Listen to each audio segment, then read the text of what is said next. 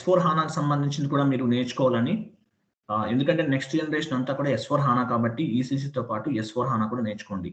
పైనుంచి వచ్చాము ఏముంది టీఆర్ ఒకటి డిస్కస్ చేయాలి. టీఆర్ అనేది చిన్న కాన్సెప్ట్, అది పెద్ద టైం ఏం పట్టదండి. లాస్ట్‌లో చెప్తాను. ఇంకా కిందకి రండి. P2P సైకిల్ అయిపోయింది. ఈరోజు చెప్పేసాం. అది హైలైట్ చేసేయండి. కిందకి రండి ఇంకా. అసెట్ అకౌంటింగ్ పెండింగ్ ఉంది. ఐడాక్స్ ఉంది, బీఆర్ఎస్ ఉంది, ఇంకేముంది cost centres, profit centres 1, 2, 3, 4 topics ఉన్నాయా? 5, 6 సక్సెస్ స్ట్రాటజీ చెప్పేశాను. సక్సెస్ స్ట్రాటజీ చెప్పానండి. రెజ్యూమ్ ప్రిపరేషన్ చెప్పాలి. ఇంకా కింద ఏముంది? ఇంకేమైనా ఉన్నాయా? LSMW మీరు ఓన్గా చేయాలండి. నేను చెప్పాను LSMW తీసేయండి. LSMW అంటే యాక్చువల్గా ఇది ఏం లేదండి, legacy system migration tool work bench అంటారు. LSMW ఒకటి తీసేయాలి, మీరు ఓన్గా చేయండి. అది మీరు ఒక్కసారి థియరీగా చెప్తా అన్నారు సార్. మీరు థియరీగా చెప్తానా? అవును. LSMW గురించి మీకు నేను ఇంప్లిమెంటేషన్ ప్రాజెక్ట్ చెప్పాను ఆ రోజు. దాని గురించి డీటెయిల్స్ ఇచ్చానండి. మీరు వీడియో చూసారో లేదో. ఇంప్లిమెంటేషన్ ప్రాజెక్ట్లో LSMW అంటే ఏంటి, లెగసీ సిస్టమ్, ఇది నాన్ ఎస్ఏపీ నుంచి ఎస్ఏపీకి డేటాను మూవ్ చేయడానికి యూజ్ చేస్తారని చెప్పాను. LSMW అనమాట ఇది. సరే దాని గురించి ఏముందిలేండి. ఓకే, ఇంకా 1, 2, 3, 4, 5, 6, 7 ఇంకా పైన ఏమన్నా చూడండి. ఓన్లీ 8 టాపిక్స్ ఉన్నాయి. 9 టాపిక్స్ ఉన్నాయి. ఈ 9 టాపిక్స్ కంప్లీట్ చేద్దాం. తర్వాత మీకు ఓన్గా నేర్చుకోవాలని చెప్పానండి. అవన్నీ కూడా మీరు ఓన్గా నేర్చుకోండి.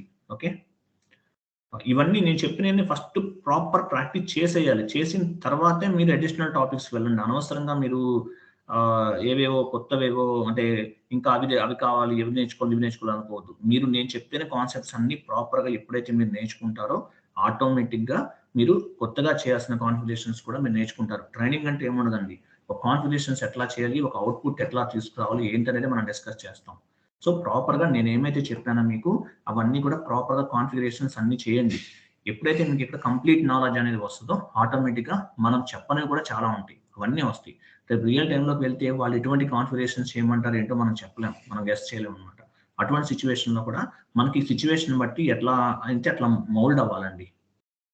సిచ్యువేషన్ బట్టి ఎట్లా అయితే మౌల్డ్ అవ్వాలో అలా మౌల్డ్ అవ్వాలి. ఎందుకంటే ఎస్ఏపీ అనేది ఒక రీసెర్చ్ చేస్తూ, ఒక అనాలిసిస్ చేస్తూ మనము బిజినెస్కి సంబంధించిన సొల్యూషన్స్ అనేవి చూపిస్తాం.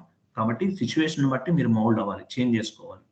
ఇంకా చాలా చాలా డిఫరెంట్. ఇప్పుడు మనం చెప్పిన కాన్ఫిగరేషన్స్ మీకు కొంతవరకు ఉపయోగపడతాయి. ఇంకా రియల్ టైంలో depends on the client requirement బట్టి చాలా చేంజెస్ అనేది చేయాల్సి ఉంటుంది. ఆ నాలెడ్జ్ మీకు ఎప్పుడు వస్తుంది? ప్రాపర్గా మనం చెప్పిన టాపిక్స్ అన్ని కూడా ప్రాపర్గా నేర్చుకున్నప్పుడు. అట్లాగే బుక్ నాలెడ్జ్, మీరు డాక్యుమెంట్స్ ఎంతమంది చదువుతున్నారో తెలియదు. టాపిక్ వైజ్ డాక్యుమెంట్స్ ఎంతమంది అయితే చదువుతారో దానిని బట్టి కూడా మీకు నెక్స్ట్ ముందుకెళ్ళడానికి ఛాన్స్ ఉంటుంది అనమాట. దాన్ని బేస్గా చేసుకుని కూడా మీరు నేర్చుకోవాలి. అది కూడా చెప్తున్నానండి. ఇది జస్ట్ ట్రైనింగ్. రియల్ టైంలోకి వెళ్తే ఎట్లా ఉంటుంది అనేది మనం ఇప్పుడు ఒక ఆర్డర్లో చేస్తున్నాం. రియల్ టైంలో ఎటువైపు నుంచి ఏం చెప్పలేం. ఏదన్నా ఒక ఎర్రర్ వస్తుంది, టికెట్ రీచ్ చేస్తారు, అది ఎక్కడ వచ్చింది ఏంటో కూడా మనం వెరిఫికేషన్ చేసుకుని దానికి సంబంధించిన రిజల్యూషన్ అనేది చేయాల్సి ఉంటుంది. చాలా కష్టం అండి. బాగా హార్డ్ వర్క్ చేసి సబ్జెక్ట్ మీద మంచి డెప్త్ నాలెడ్జ్ ఉన్నప్పుడే సక్సెస్ అవుతాం. అది కూడా చెప్తున్నాను మీకు. Okay right. రేపు బీఆర్ఎస్ చేద్దామండి. జస్ట్ కాన్ఫిగరేషన్స్ అన్ని చూపిస్తాను. బీఆర్ఎస్ అయిపోయిన తర్వాత ఎసెట్